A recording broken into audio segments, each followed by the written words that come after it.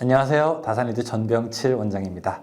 이번 시간에는 전기를 방해하는 요소, 우리가 좀 싫어하는 거, 저항에 대해서 한번 알아보겠습니다. 이 저항하게 되면은 resistance, 영어로 resistor 뭐 이렇게 이야기를 하거든요. 그렇죠? 그 능력이라고 하면 resistance고요. 이 저항 자체의 그 개체는 우리가 resistor라고 이야기를 합니다. 예전에 왜 우리 resistance 뭐 이런 말 들어보신 적 있으실 거예요. 그렇죠? 저항군들 이런 얘기 들었는데, 저항이라고 하는 건 한마디로 얘기해서 전류의 흐름을 방해하는 성질입니다.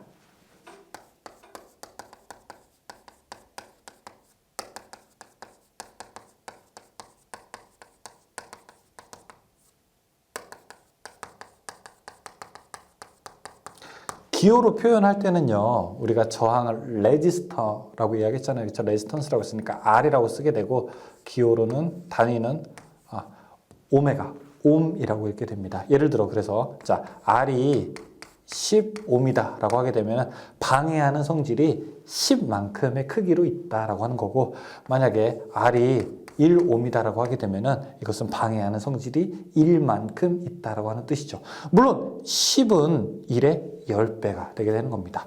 또 R은 10kg입니다 라고 이야기하게 되면은 이것은 1의 몇 배? 만 배가 되는 거죠. 킬로는 공이 3개니까. 자, 이렇게 우리가 저항을 나타내게 되는데, 저항이라고 하는 거는 전기의 흐름을 방해하는 거란 말이에요. 그렇죠? 자, 그러면 저항이 여러분 큰 게 좋을까요? 저항이 작은 게 좋을까요? 자, 퀴즈. 생각하기 15초 제가 드릴게요. 저항이 큰 게 좋을까요? 작은 게 좋을까요? 전류가 잘 흘러야 좋은 거 아닙니까? 아니, 전류가 잘 안 흘러야지 좋은 건가? 자, 결론. 우리가 전기가 두 가지 재료로 사용되게 되는데요. 만약에 도체 용도로 사용될 때, 그러니까 전선을 사용하거나 혹은 전류가 흐르는 길을 만들거나 전기 기계를 만들 때는, 이런 도체 용도일 때는 저항은 작을수록 좋은 겁니다. 저항이 더 작아야 전류가 더 잘 흐를 수 있게 되기 때문에 그렇죠. 하지만 만약에 절연체로 만들 때, 그러니까 여기 전선이 있게 되는데 이 전선에 고무를 뒤집었다. 그러니까 도선, 구리전선이잖아요. 그렇죠? 구리에다가 고무를 이렇게 뒤집었는데 이 고무의 경우에는 어떻게 해야 됩니까? 저항이 커야지 좋은 겁니다. 그러니까 이 안에 있는 도체는 저항이 작아야 좋지만 여기 있는 절연물은 저항이 커야 좋은 거죠. 즉 전기가 잘 안 통해야 좋은 거죠. 만약에 고무장갑, 우리가 전기 공사를 하기 위해서 절연 장갑을 끼웠는데 이 절연 장갑은 전기가 잘 안 통해야 좋은 거죠. 그럴 때는 저항이 커야 좋은 거죠. 하지만 전선으로 사용하는 알루미늄 선이라든지 혹은 구리선, 이런 것들은 저항이 더 작아야 좋게 되는 겁니다. 따라서 저항은 클 수도 있고 작을 수도 있고, 커도 좋은 경우가 있고 작아도 좋은 경우가 있다. 이거를 먼저 말씀드릴게요. 자, 그러면은 그냥 일반적으로 우리가 지금 이런 절연체 말고, 자, 도체 위주로 한번 가보자고요. 그러니까 지금부터 얘기하는 거는, 자, 전선의 저항이라고 딱 이렇게 의미를 조금 줄여서 같이 이야기를 해보도록 하겠습니다. 자, 전선의 저항은 일단 작을수록 좋아요. 아주 작은 전선의 저항을 가진 것을 우리가 바로 초전도체라고 이야기를 하게 됩니다. 울트라죠. 울트라 컨덕터죠. 그러니까 이 전선의 저항은 작을수록 좋은데, 그럼 저항을 결정하는 요인은 무엇입니까? 라고 하게 되면은 이 R은 이렇게 표시를 할 수 있습니다. 자, 로 A분의 L이다. 자, 그러면 여기서부터 하나씩 가보게 되죠. 자, 이 로는 무엇이냐? 로는 이 전선이 가진 고유한 저항으로서 고유 저항이라고 하고요. 이 L은요, 이거는 길이. 자, 이거 A는 면적에 해당되게 됩니다.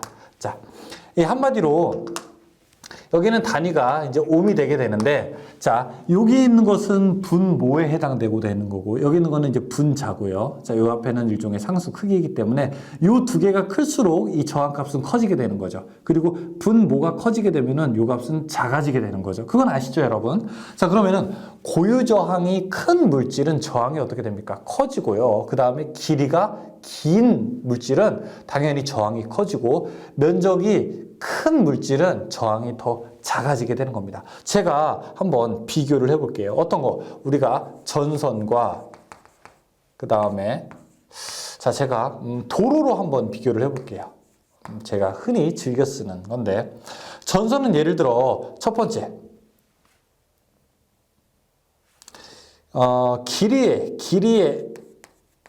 길이의 측면에서 한번 비교를 해보시나. 전선이 여기 긴 전선이 있고, 그러니까 전선의 길이가 이렇게 짧은 전선이 있고, 자, 그 다음에 전선의 길이가 긴 전선이 있다고 한번 해보겠습니다.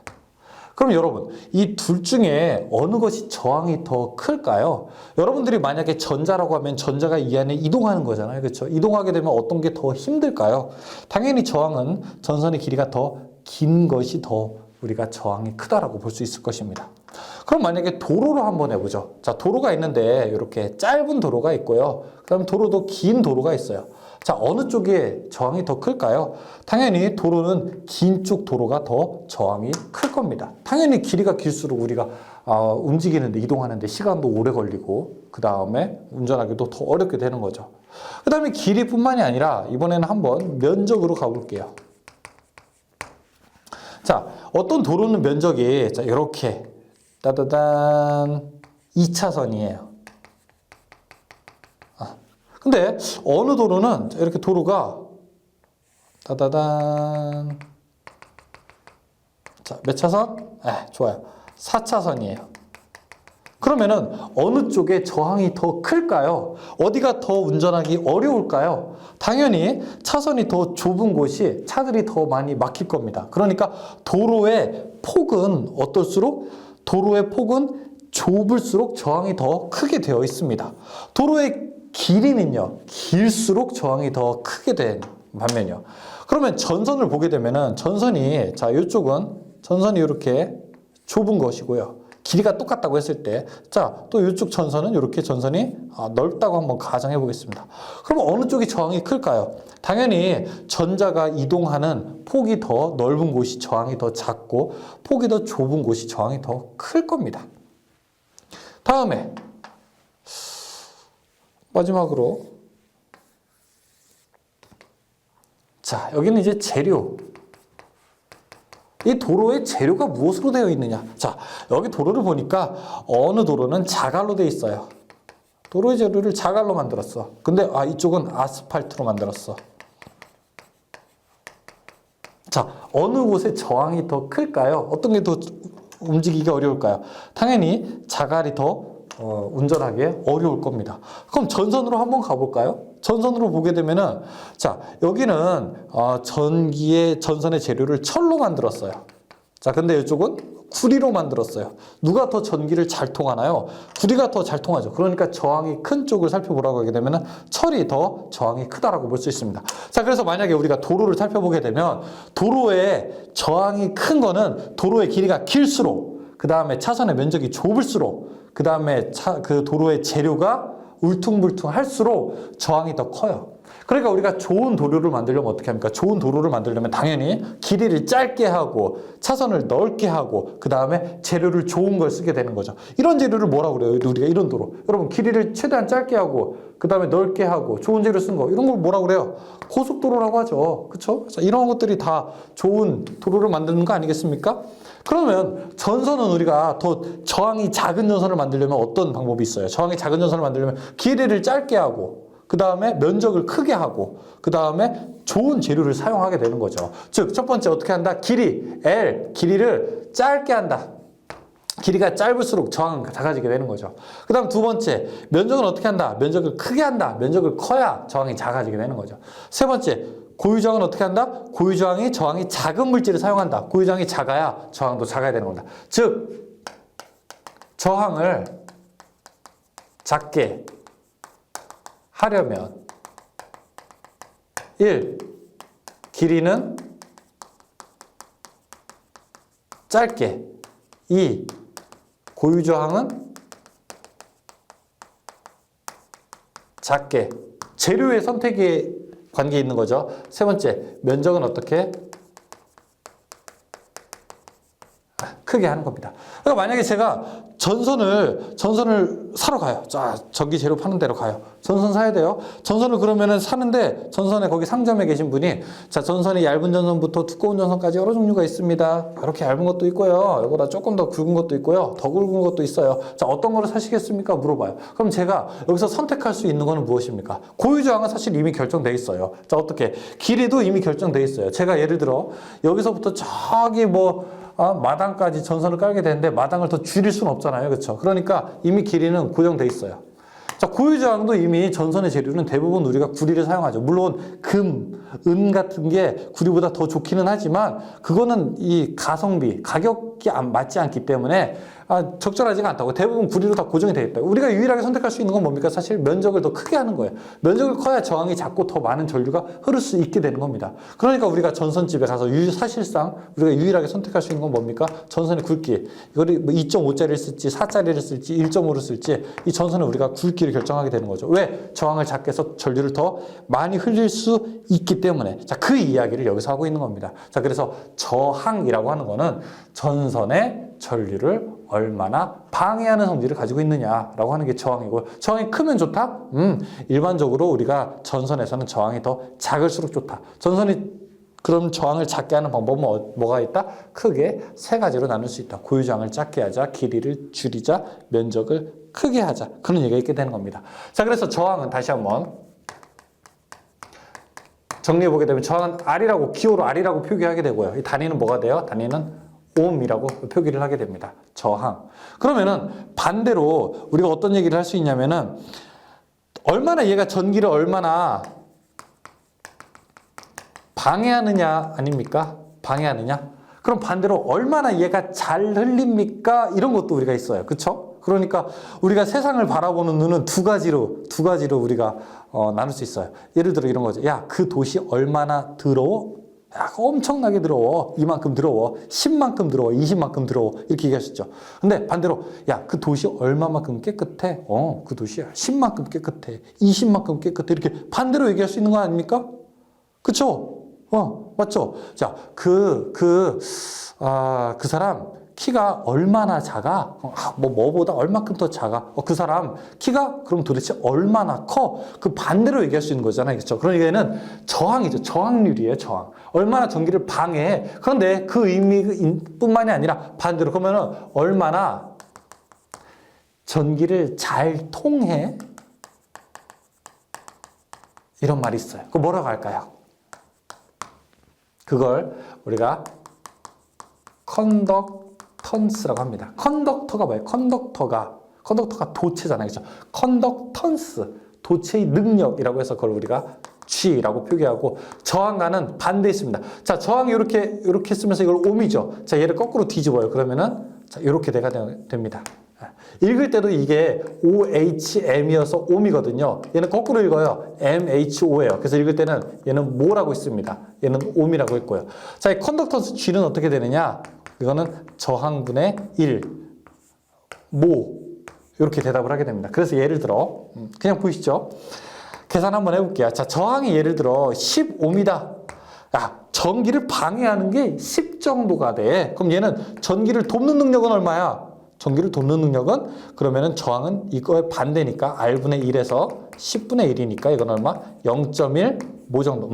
전기를 돕는 거는 0.1 정도 돼. 이렇게 예를 하나 들 수 있고요. 또 두 번째. 자, 얘는 저항이 얼마야? 저항이 얘는 한 2옴 정도 돼. 전기를 방해하는 성질이 2 정도가 돼. 아까보다는 조금 더 어때요? 조금 더 작죠. 5분의 1로 작죠. 그렇죠? 그럼 얘 컨덕턴스는 얼마야? 얘는 2분의 1 계산하게 되면 얘는 0.5 모가 되는 거죠. 전기를 잘 통하는 건 5배가 되는 거죠. 전기를 잘 안 통하는 거는 5분의 1이 되는 거예요. 그래서 우리가 컨덕턴스라고 하는 그런 단위도 있게 되는데, 그것은 일반적으로 전기를 방해하는 것이 아니라 전기를 얼마나 더 잘 통할 수 있느냐를 나타내게 되는 겁니다. 그래서 교재를 보시게 되면 그 뒤에 전기를 잘 통하는 물질에 이렇게 쭉 기준을 나왔고, 그 다음에 퍼센트 전도율이라고 하는 것도 나왔습니다. 퍼센트 전도율이라고 하는 거는 기준을 뭐라 했냐면 기준을 연동선을 기준으로 했어요. 동이 구리죠. 그렇죠? 구리선 중에 연한 구리선을 기준으로 했고, 기준보다 더 잘 통하는 물질, 아니면은 덜 잘 통하는 물질을 기준으로 해서 연농선을 100이라고 놨을 때, 자, 이것보다 얼마나 덜 통하는지, 얼마나 더 잘 통하는지를 기준으로 놓은 것을 우리가 퍼센트 전도율이라고 그렇게 이야기를 하게 됩니다. 그래서 이 내용도 한번을 보시게 되면 여러분이 도움이 되실 겁니다. 그래서 교재를 보시게 되면은, 자, 거기, 퍼센트 전도율은 고유 저항률을 로라고 하게 되고요. 그렇죠? 전도율은 어떻게 됩니까? 이렇게 쓰게 되죠. 6자를 조금 작게 쓰는데 이것은 그리스어고 이것을 우리가 뭐라 하냐면은 시그마라고 이렇게 부르겠습니다. 자, 그래서 전도율도 나와 있게 되고, 그 다음에 임의의 도선의 고유 저항도 뭐 이렇게 쭉 나와 있게 되는데, 퍼센트 전도율이 이렇게 나와 있게 되죠. 그쵸? 퍼센트 전도율 나와 있고, 순동 한번 볼까요? 순동 퍼센트 전도율 100. 그러니까 순도를, 동선을 딱 기준 100이라고 기준했을 때, 경동선은 조금 딱딱한 거예요. 그러니까 열 처리를 한 번 한 건데, 경동선은 조금 덜해요. 97%. 그리고 알루미늄 62, 니켈 23.8, 은은 더 높죠. 그쵸? 106, 니크롬, 그 다음에 니크롬이 1.5. 이거 얼마예요? 1%밖에, 전기 잘 못 통하죠. 니크롬이 뭡니까? 니켈 크롬 합금이에요. 그쵸? 이걸 우리가 어디 있습니까? 보통 우리가 히터에 하게 되면 빨갛게 열선 만들잖아요. 그쵸? 그걸 니크롬선이라고 하게 됩니다. 그 얘기 한번 해볼까요?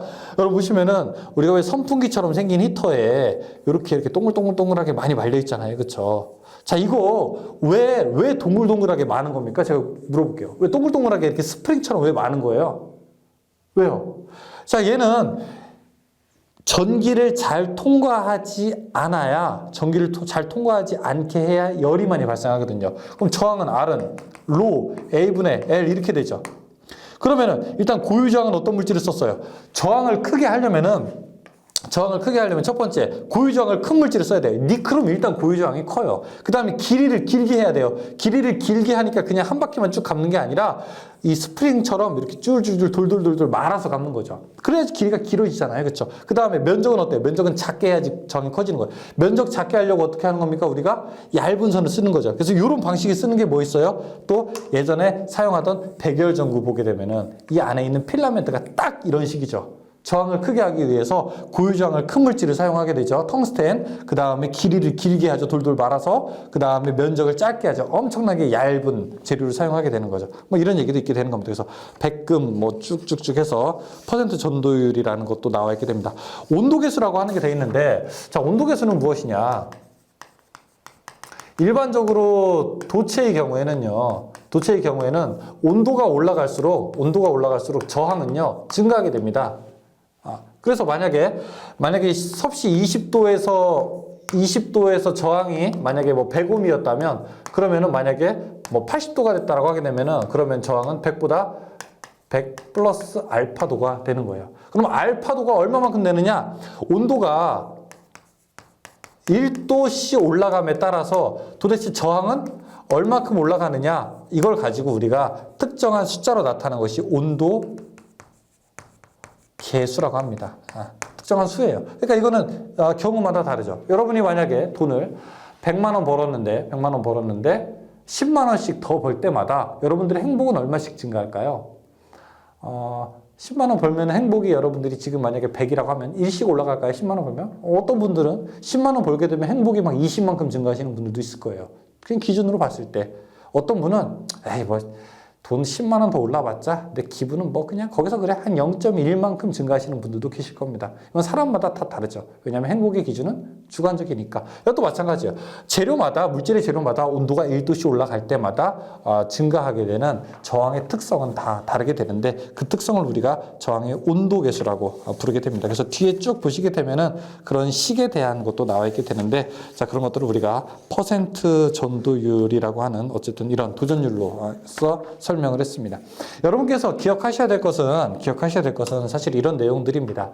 지금 앞에서 컨덕턴스 이렇게 나왔는데 자 다시 한번 정리해 보게 되면은 이거 기억하셔야 돼요. 자, 갈게요.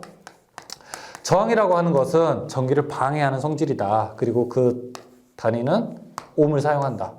자, 그리고 저항이라고 하는 것은 이 식을 쓰게 되면 로 A분의 L이다. 그래서 여러분들이 만약에 어떤 물질에, 어떤 전선에, 어떤 재료에, 어떤 회로에 저항을 작게 하기 위한 것은 방법이 세 가지가 있다. 어떤 거? 고유 저항을 작게 할 것, 그 다음에 길이를 길게 할 것, 길이를 짧게 할 것, 그 다음에 면적을 크게 할 것. 근데 세 가지인데 사실상 우리가 채택하고 있는 것 중에서 가장 유일한 방법은 뭐냐? 전선의 면적을 더 크게 하는 것이다. 그래서 우리가 전선을 더 큰 걸 고르게 되면은 당연히 흐를 수 있는 전류의 양이 더 많아지게 되는 거죠. 저항이 더 작아지니까요. 그렇죠? 그래서 그런 부분이 있고, 그 다음에 그 전기를 잘 흘릴 수 있는 능력을 우리가 무엇이라고 하냐?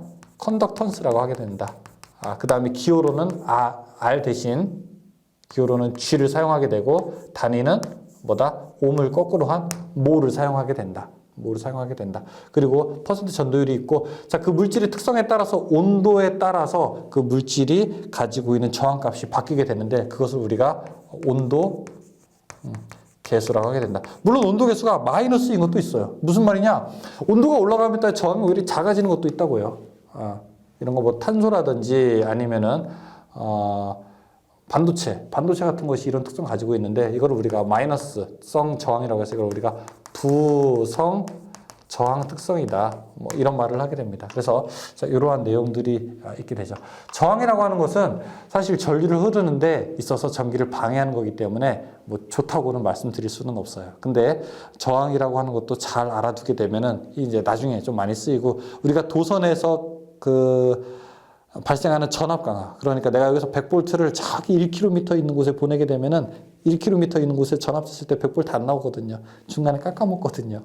그런 것들을 우리가 살펴볼 때에는 반드시 저항이라는 측면을 기억해야 됩니다. 자, 용어 몇 가지 우리가 지난 시간부터 배웠어요. 첫 번째는 전류가 무엇이냐, 이거 배웠어요. 전류라고 하는 거는 어떤 시간당 이동하는 전기량의 이동. 그러니까 한마디로 1초에 전자 몇 개가 이동했느냐를 가지고 우리가 전류라고 하는 것도 알게 됐고요. 그 다음에 전압이라고 하는 것도 알게 됐어요. 전압이라고 하는 것은 물로 바꾸면은 물수, 수압이라고 하는 것과 같아요. 그 다음에 지금은 저항을 알아봤습니다. 그래서 전류, 전압, 저항이라고 하는 것, 전기를 방해하는 성질까지 알아봤으니까 이 다음에는 우리가 이 세 가지의 관계가 어떻게 되고 있는지, 그리고 이 세 가지 관계를 정리한 옴의 법칙에 대해서 한번 배워보게 되면은 기본적인 우리가 회로를 분석하는 방법, 여러분 집에 전류가 얼마큼 흐르는지, 또 거기서 조금 더 나가게 되면은 집에 전기요금은 어떻게 계산하는지, 그 다음에 내가 여기 전구 하나를 1시간 동안 켰을 때 얼마만큼의 전력이 소비되는지, 그런 것도 우리가